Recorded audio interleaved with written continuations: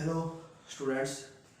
तो आज स्टार्ट करते हैं चंडीगढ़ एग्ज़ाम के लिए आपका कंप्यूटर कर लेते हैं। बाकी जो इम्पोर्टेंट टॉपिक होंगे स्पेशल के कंप्यूटर के जो भी आएंगे उन्हीं को किया जाएगा। तो स्टार्ट करते हैं। आपके जो नेटवर्क होते हैं, नेटवर्क की हमें आवश्यकता क्यों होती है, क्यों हमें उसकी नीड होती है। बेसिकली इसकी कुछ टाइप्स हैं, देख लेते हैं हम।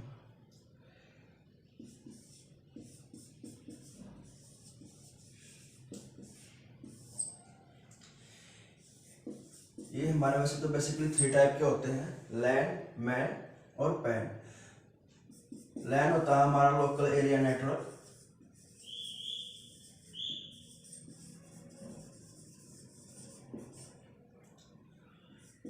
मैन होता है मेट्रोपॉलिटन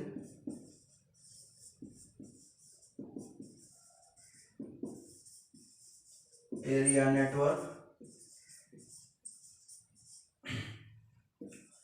वैन होता है वाइड एरिया नेटवर्क। एक हमारा पैन होता है पर्सनल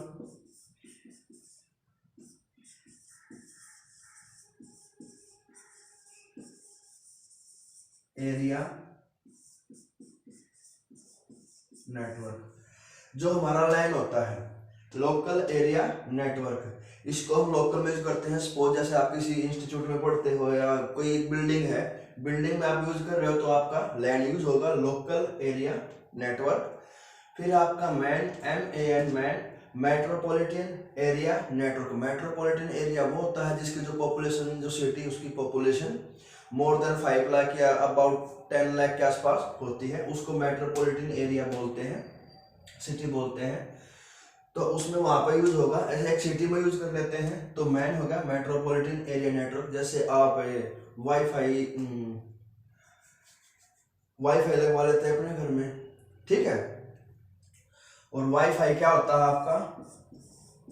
वाईफाई होता है आपका वायरलेस फाइडेलिटी। ये होता है आपका वायरलेस फाइडेलिटी, ठीक है। फिर होता है आपका वैन, वाइड एरिया नेटवर्क, जो पूरे ग्लोबली या जो पूरे वर्ल्ड में यूज होता है। जैसे आपका अभी तो यूज हो रहा है USA से, यूनाइटेड स्टेट ऑफ अमेरिका। और USA को कंप्यूटरों का देश भी कहा जाता है, ओके।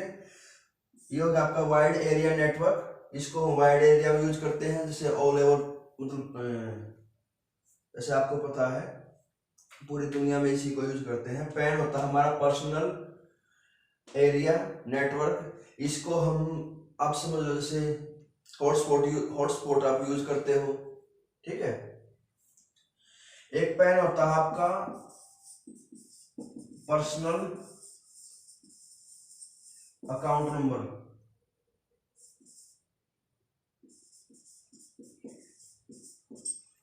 पर्सनल अकाउंट नंबर, जो भी आप पैन नंबर यूज करते हैं, आप बैंकिंग में यूज करते हैं, बैंकिंग सेवा में आपको अगर 50,000 से या कुछ लिमिट होती है, उससे ज़्यादा अगर आप पेमेंट ट्रांसफर करनी होती तो आपको वहाँ पर पैन नंबर शो करना होता है अपना, ठीक है। तो ये पैन होता है पर्सनल अकाउंट नंबर, ये हो गया आपका। वैसे लेकिन जो नेटवर्क में है वो होता है PAN पर्सनल एरिया नेटवर्क।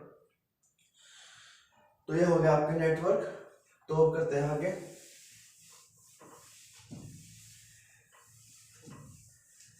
तैयारी तो आप सब कर ही रहे होंगे, आपका एग्जाम सैटरडे को ही है सभी का, TGT और PRT। तो इसमें आपके कुछ फुल फॉर्म्स और भी हैं कंप्यूटर में, और कर लेते हैं। एक होता है आपका रैम, एक होता है रोम। रैम होता है आपका random access memory. Random access memory ये हमारा क्या होता है? ये टेम्परेरी मेमोरी होती है। और जो रोम होती है रीड ओनली मेमोरी। ये आपको पता भी लग रहा है, ROM, रीड ओनली मेमोरी, इसको सिर्फ रीड किया जा सकता है। डन। ये होती है हमारी परमानेंट, ये परमानेंट मेमोरी होती है। ये क्या होती है? टेम्परेरी मेमोरी होती है।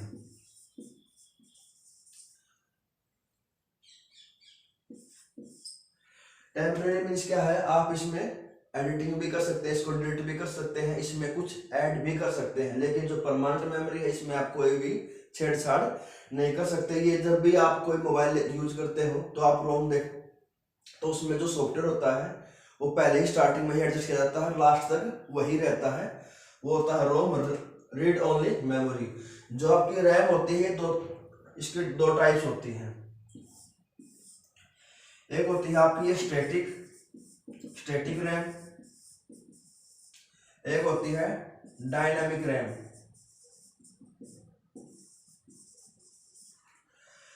रैंडम एक्सेस मेमोरी, फिर इसकी दो टाइप होती है, एस रैम, यानी कि एस रैम, यह हो गया आपकी डी रैम। एस रैम होता है static random access memory, D RAM होता है आपका dynamic random access memory. Done.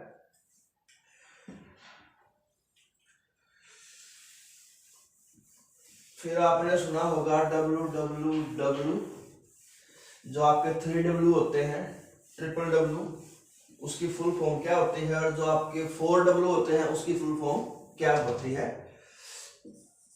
WWW, ये होता है world wide web.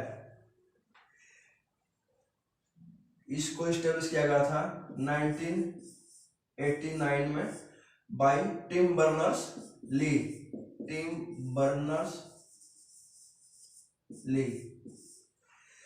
WWW world wide web को 1989 में टिम बर्नर्स ली द्वारा बनाया गया था। एक होते हैं आपके 4W होते हैं, WWW। ये होते हैं आपके जो 3W होते हैं, ये होता है वर्ल्ड वाइड वेब। और जो आपका 4W होता है, ये होता है वॉर्म, WORM।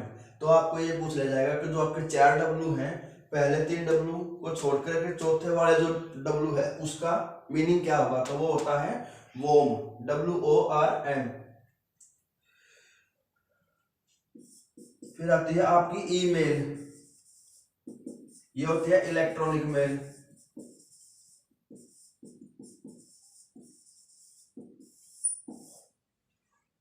डन। एक क्वेश्चन होता है, फादर ऑफ द कंप्यूटर किसे कहते हैं? Father of computer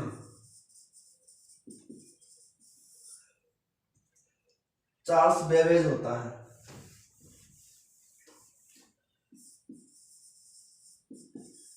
Charles Babbage. Done.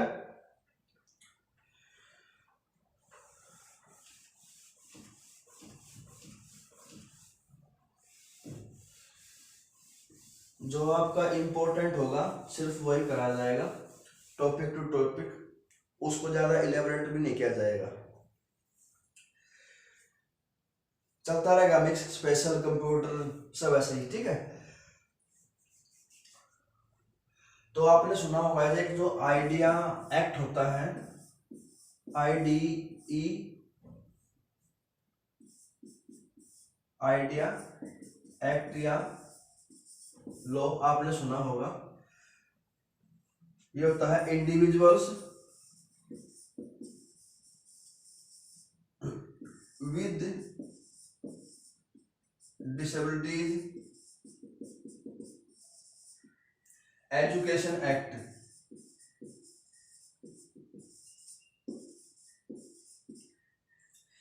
ये 1990 में आया था, 1990 में। डन। लेकिन जो इसका जो रियल नेम है, जो ये आइडिया लॉ है, जो आइडिया एक्ट है, इसका रियल नेम क्या है वो मैं बता देता हूं आपको। वो है एजुकेशन ऑफ हैंडीकैप्ड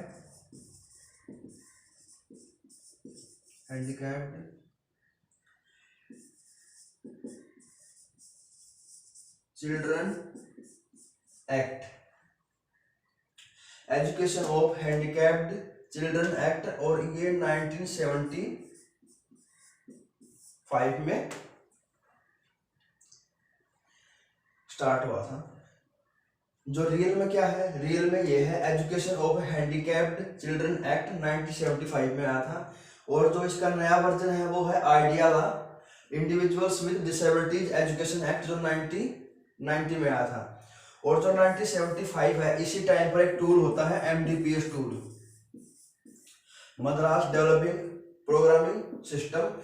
इसको भी 1975 में ही बनाया गया था। तो आप ऐसे ही रिलेट करके चलिए चीजों को, तो ही आपको अच्छे से याद रह पाएंगी। और जो आपका MDPS टूल है, ये भी बता देता हूं थोड़ा सा। MDPS टूल में 18 एक्टिविटीज होती हैं, यानी कि डोमेन होते हैं, सॉरी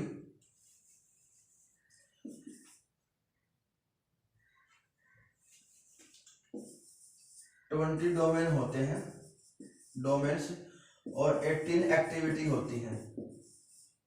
एक्टिविटीज पर डोमेन में कितनी एक्टिविटी होती है? 18।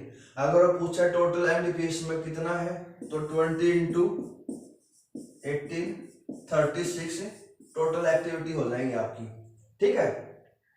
MDPS टूल है Madras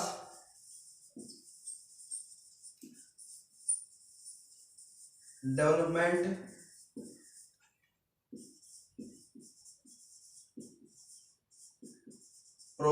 programming system.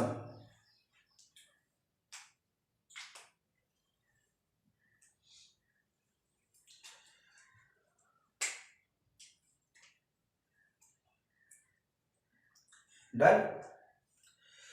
MDPS tool 1975 में आया था।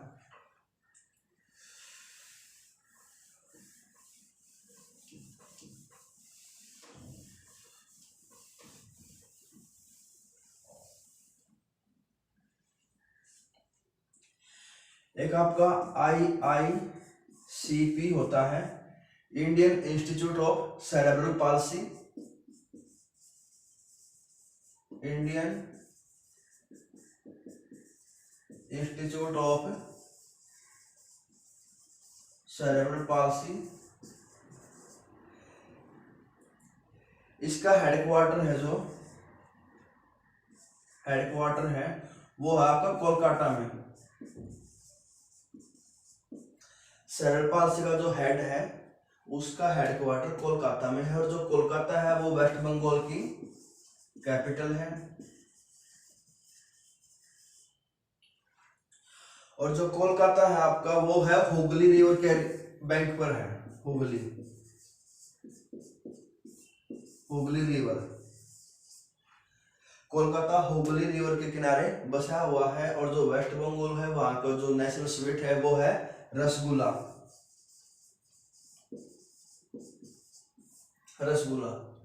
डन।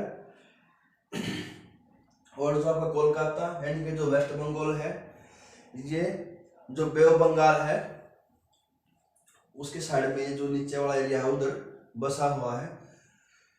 इसके साइड में ही आपका बांग्लादेश है, देख लेना आप, वो तो वैसे अलग होगा थोड़ा टॉपिक से।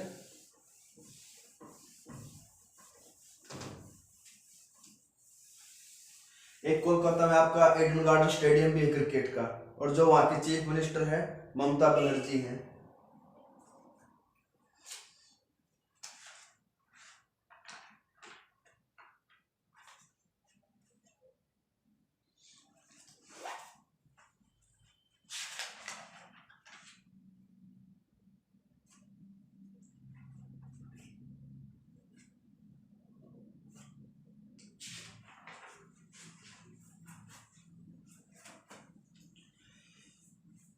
एक जो आपका ब्रेन होता है, बेसिकली ब्रेन आप हमारा 3 टाइप से होता है। एक होता है आपका फोर ब्रेन,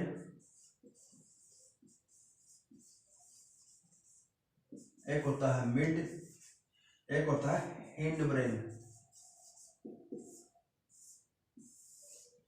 फोर ब्रेन जो हमारा सामने वाला होता है इसको बोलते हैं सेरेब्रम।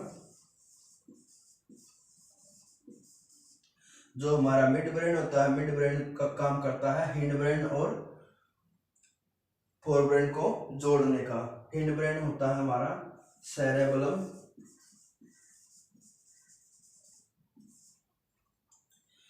सेरेब्रम का हमारा जो काम होता है, इसकी जो वर्किंग होती है, जो भी हम सामने सेरेब्रम ब्रम कहाँ होता है, यानी कि इसको बोलते हैं अगर मस्तिष्क भी हम आपको बोल सकते हैं। अगर मस्तिष्क,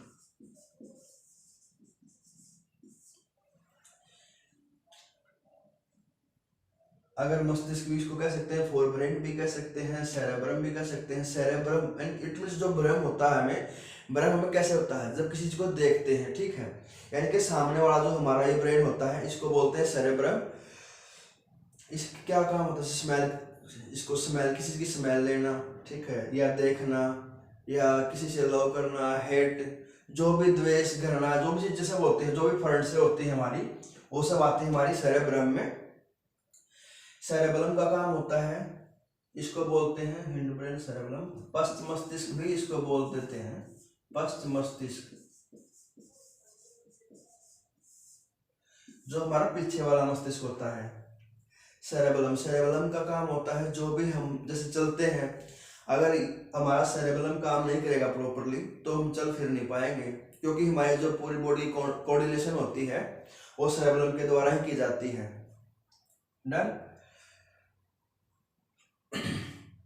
मिड ब्रेन यही काम करता है इसको जोड़ने का। एक हमारी थैलेमस ग्लैंड होती है, थैलेमस ग्लैंड, थैलेमस ग्रंथि होती है। बेसिकली इसका काम क्या होता है, जैसे आपको प्यास लगती है, वो जो मैसेज होता है, आपके जो फीलिंग होती है वो जाती है आपके ब्रेन तक, कौन लेके जाता है, ठीक है। या आपको भूख लगती है, आपको वॉशरूम जाना है, आपको कितना सोना है, कितना खाना है, वो सब कंट्रोल करता है जो हमारी थैलेमस ग्लैंड होती है। इस पर डिपेंड होता है हमारा ये पूरा का पूरा, थैलेमस ग्लैंड पर। हंगर हो गया आपका, हंगर, स्लीपिंग हो गई आपकी, थर्स्ट हो गया आपका, कोई भी चीजें हैं, आपको कहीं वॉशरूम जाना है, जहां भी जो भी हमारी चीजें होती है सब थैलेमस ग्लैंड से होती है। डन।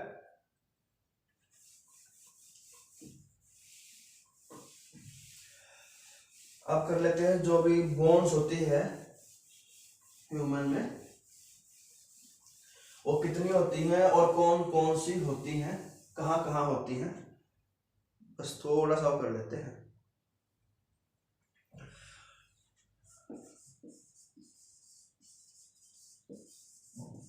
ह्यूमन बोन्स, वो तो आपको पता ही है, सबसे छोटी हड्डी होती है कान की, जिसको स्टेपिज बोला जाता है। सबसे लंबी होती है फीमर, जो हमारी जांग की या थाई की हड्डी होती है। वैसे ह्यूमन 206 बोन्स होती हैं, 206 होती हैं।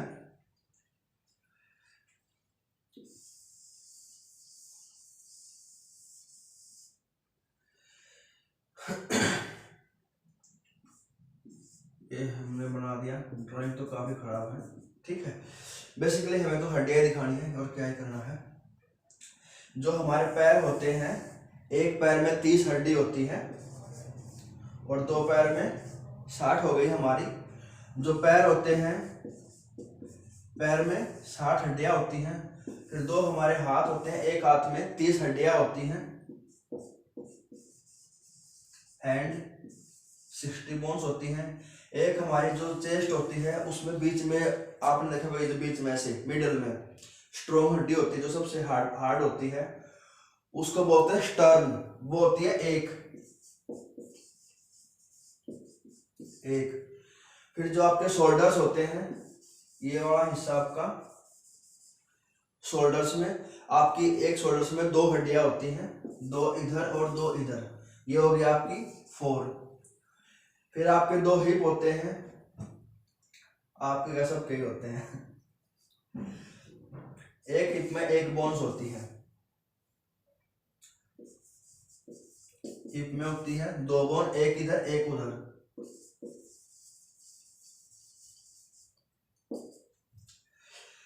आपका जो स्कल होता है, जो खोपड़ी होती है, उसमें होती है 29 हड्डियां स्कल। फिर जो आपकी बैक बोन होती है, जो आपकी बोन होती है बैक स्पाइना, उसमें 29 होती है, उसके दोनों साइड से ऐसे जोड़े रखती हैं। ठीक है, जैसे ये है, इसको यहाँ से ऐसे ऐसे, ये हमारी कितनी होती हैं 29 होती हैं टोटल, नहीं सॉरी 26 होती हैं। और एक होते हैं आपके रिब्स, जो ये बोथ साइड में होते हैं, रिब्स होते हैं। ठीक है, एक साइड 12 होती है, दूसरे साइड 12, यानी 24 आपकी ये होगी रिब्स। तो आपकी टोटली 206 हड्डियां होगी, 60 60 61 20 26 50 170, और ये हो गया आपका 29 30 ये 170 200 और 4 2 6 206। तो टोटल आपकी बोन ये होती है। जो हमारे हाथ होते हैं, एक हाथ में 30 हड्डी होती है, दोनों में हो गई 60, दो पैर में 60, एक हमारा स्टर्न होता है, दो इस शोल्डर में होती है, दो इस शोल्डर में होती है, एक इस हिप में होती है, एक इस हिप में होती है, 29 हमारे स्कल में होती है, इनकी खोपड़ी में, और 26 होती है हमारी जो बैकबोन होती है, उसको ऐसे कनेक्ट करने वाली जो हड्डियां होती हैं स्मॉल स्मॉल, वो होती हैं 26। तो टोटल होगी हमारी 206। लेकिन जो छोटे बच्चे होते हैं, बेबी होते हैं, उनमें ये हड्डियां 306 के आसपास पाई जाती हैं। ठीक है, 305 से 310 तक। तो ये हो गया आपका। इसी में आपका जो आपने पढ़ा होगा पैराप्लीजिया, हेमीप्लीजिया, डाइप्लीजिया। चलो अभी थोड़ा सा कर लेते हैं।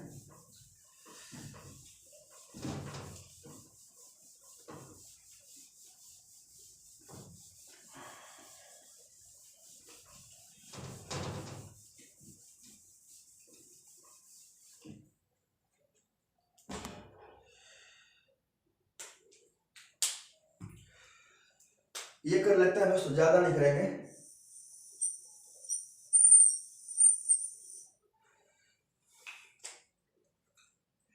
अगर आप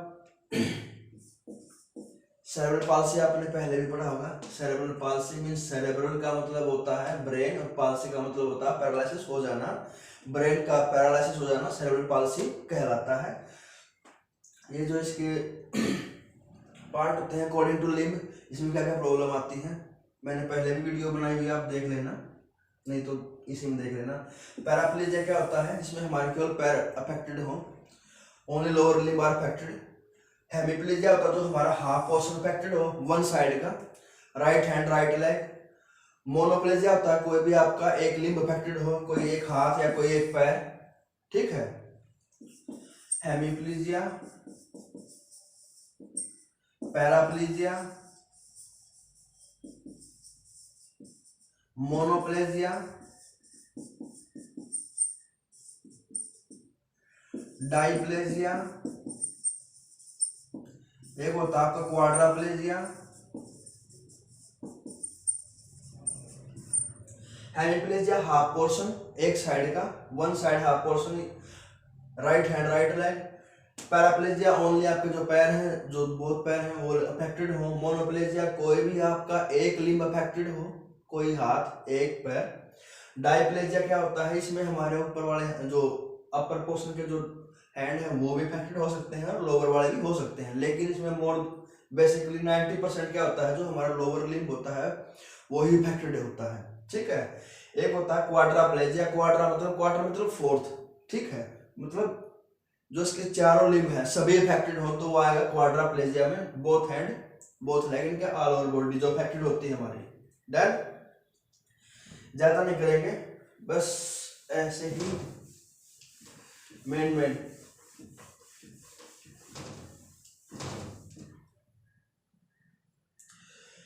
फिर आपका लर्निंग डिसेबिलिटी होता है। Learning disability.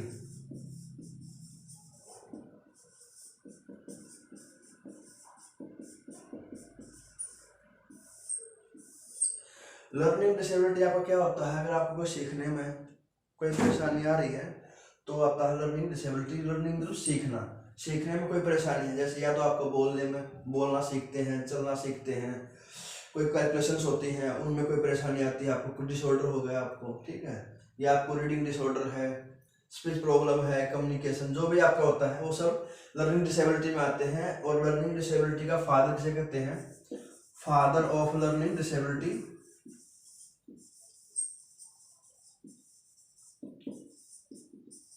डिसेबिलिटी बोलते हैं।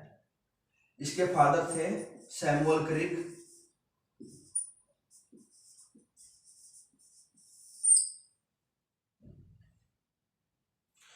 लर्निंग डिसेबिलिटी के फादर किसे कहा जाता है, सैमुअल क्रिक को, ठीक है। फिर जो आपकी लर्निंग डिसेबिलिटीज होती कौन कौन सी होती हैं,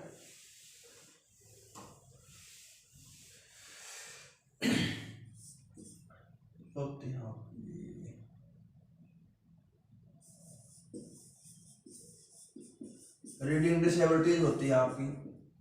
डिसेबिलिटीज क्या है, डिसऑर्डर होता है आपका।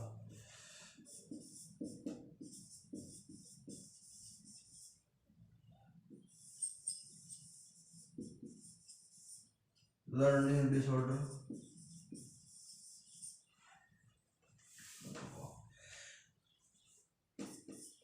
रीडिंग में कौन सा डिसऑर्डर होता है आपका,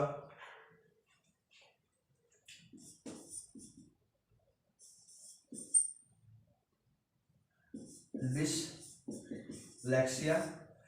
और अगर यहाँ पर डिसलेक्सिया की बजाय अलेक्सिया आ जाए, ALEXIA, अलेक्सिया का मीन्स भी यही होता है, आपको रीडिंग डिसऑर्डर ही है, ठीक है। ये इसी के सब टाइप है जो ये अलेक्सिया है। फिर होता है आपका डिसग्राफिया।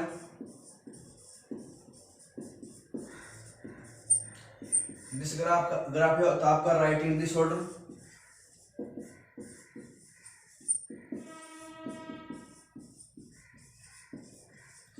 यानी को लिखने संबंधी आपको जो भी परेशानी आती है या कोई जो डिसऑर्डर है उसको वो आता है डिसग्राफिया में।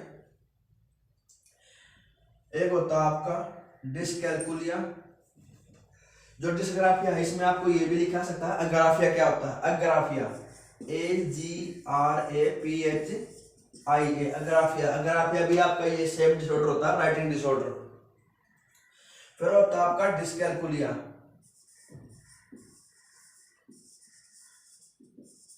डिसकैलकुलिया क्या होता है आपका, जो भी आपके मैथमेटिक्स जो प्रॉब्लम होती है, आप कैलकुलेशंस नहीं कर पाते हैं, सम हो गया, ऐड हो गया, सब्ट्रैक्शन, मल्टीप्लिकेशन, जो भी आप वो नहीं कर पाते हैं, या कोई साइंस की कोई थ्योरम है उसमें आप न्यूमेरिकल्स नहीं कर पाते, सोल्व कर पाते हो, तो ये आता है आपका मैथमेटिक्स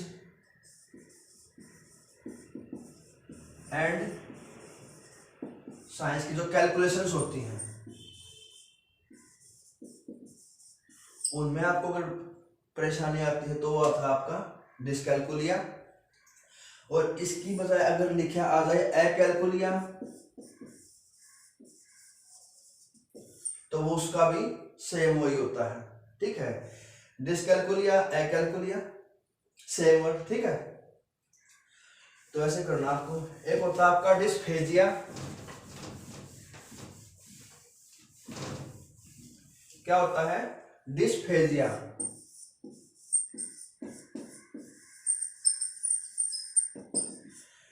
डिस्फेजिया होता है या आपका अफेजिया होता है।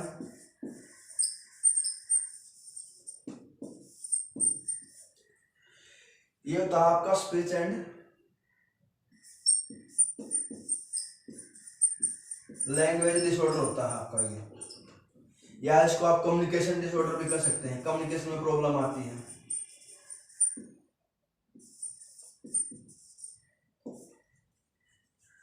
डन। मतलब जैसे आप बोलते हो या कुछ आपको निगलना है, ठीक है, तो उसमें प्रॉब्लम आएगी तो बोलते हैं डिस्फेजिया या अफेजिया।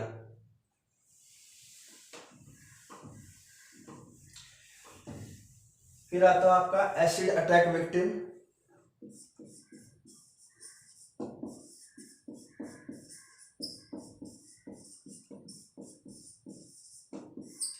जो आपका एसिड अटैक विक्टिम है इसको बोलते हैं, या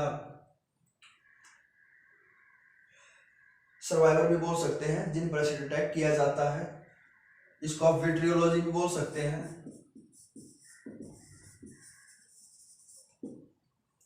इसमें बेसिकली एसिड कौन कौन से होते हैं, एक तो आपका H2SO4 हो गया, इसको बोलते हैं सल्फ्यूरिक एसिड।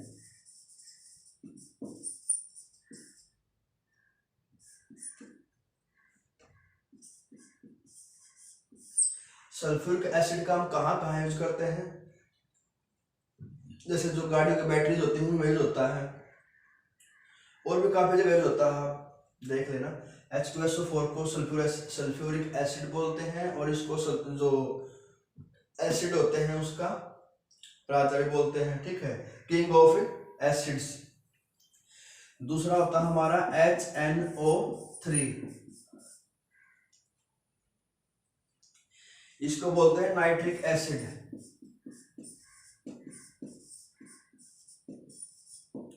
ये भी यूज होता है, एक दो और भी होगा, ज्यादा नहीं है। अब आपने देखा हुआ जो एसिड अटैक विक्टिम है उन पर काफी प्रभाव होते हैं, समाज के भी फाइनेंशियल प्रॉब्लम भी आती है, उनको काम नहीं मिलता है, स्ट्रेस भी हो जाते हैं, ठीक है। क्यों? क्योंकि उनको समाज में आते तो लोग देखते हैं कि उनकी स्किन ऐसी है, वो हमसे अलग दिखते हैं। ऐसा नहीं करना चाहिए। काम नहीं मिलेगा तो उनकी फाइनेंशियल कंडीशन भी कम हो जाती है, अच्छी नहीं रहती, ठीक है। बेसिकली आपने देखा होगा 2005 में एक लड़की थी लक्ष्मी अग्रवाल,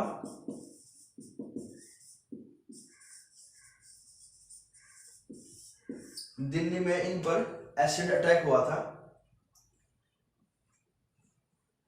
और जो इनके जो फ्रंट वाले जितने भी वो थे ऑर्गन्स थे, जो लिप्स थे, पूरी तरह से जल गए थे, जिसने भी ये किया था।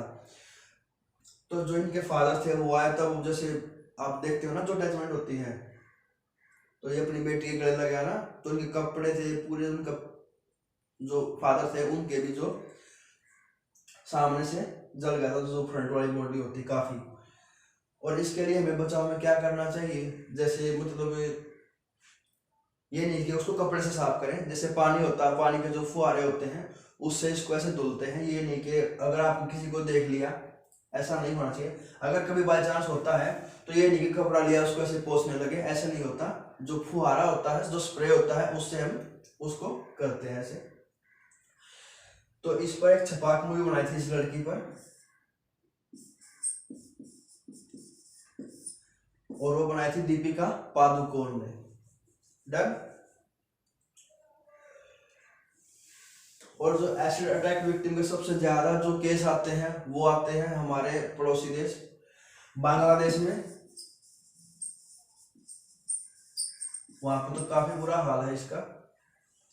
वहां पे तो रेशियो है 0.15 पर 1, ये रेशियो है हमारा वहां पर 0.15 पर 1। ये मेल का है, ये फीमेल का है। सबसे ज्यादा वहीं पर होते हैं एसिड अटैक बांग्लादेश में। भारत में हुए हैं लेकिन अब तो कम होते आ रहे हैं। जब से वो हुआ था ना, जो लड़की है लक्ष्मी अग्रवाल, इन पर हुआ था एसिड अटैक दिल्ली में। उसके बाद काफी रूल्स बने हैं, जहां ये पहले कम ही पैसों में आप कहीं से भी ले लेते थे, लेकिन अब नहीं मिलते वैसे, ठीक है। तब तो आप कहीं से लेते थे वहीं से मिल जाते थे, अब ऐसा नहीं है। इस पर रोक लगाई गई है काफी हद तक। और इसके लिए क्या है, 326 ए और 326 बी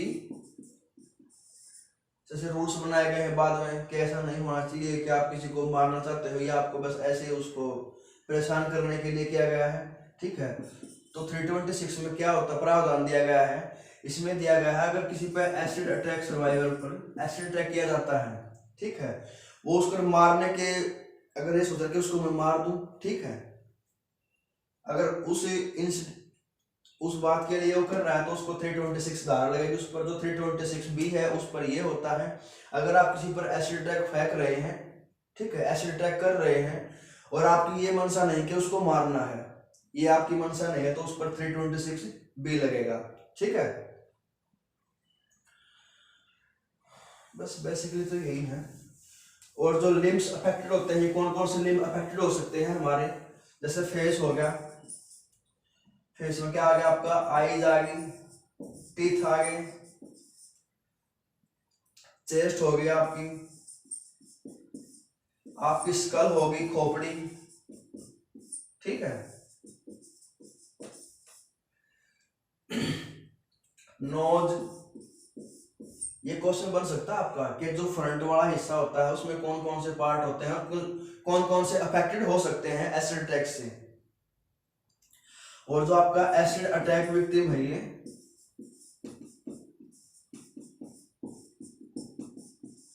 जो ये डिसेबिलिटी है, इसको RPWD एक्ट 2016 में ऐड किया गया था। और जो RPWD एक्ट है आपका, इसमें 17 चैप्टर्स हैं और 102 सेक्शंस हैं। सेक्शन के लो आप, क्लोज के लो, ठीक है। और ये part number 2 section 1 act number 49 of 2016 में इसको मेंशन किया गया है। डन।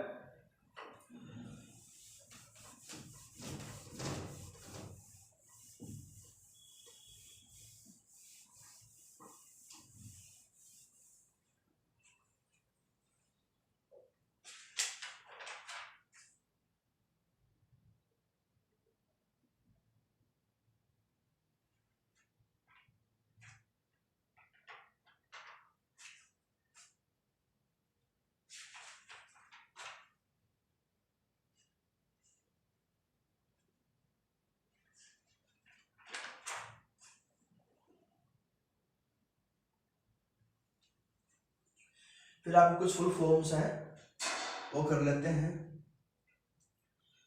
जैसे आपका हो गया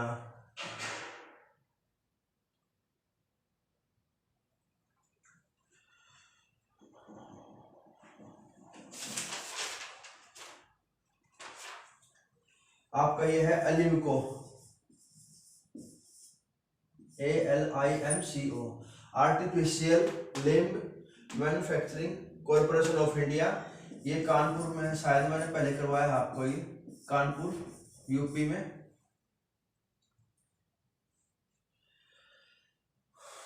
artificial limb manufacturing corporation of India, ये कानपुर में है। जो भी हमारे आर्टिफिशियल लिम्ब होते हैं वो यही बनते हैं मोस्ट ऑफ, ठीक है। चंडीगढ़ में भी बनते हैं, जो इंडस्ट्रियल एरिया है वहां पर भी बनते हैं।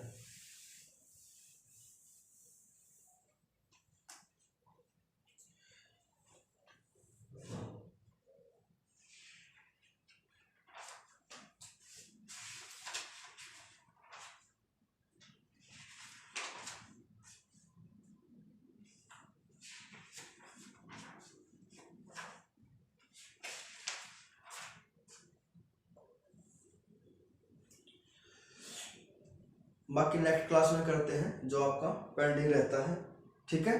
तो थैंक यू दोस्तों, ओके।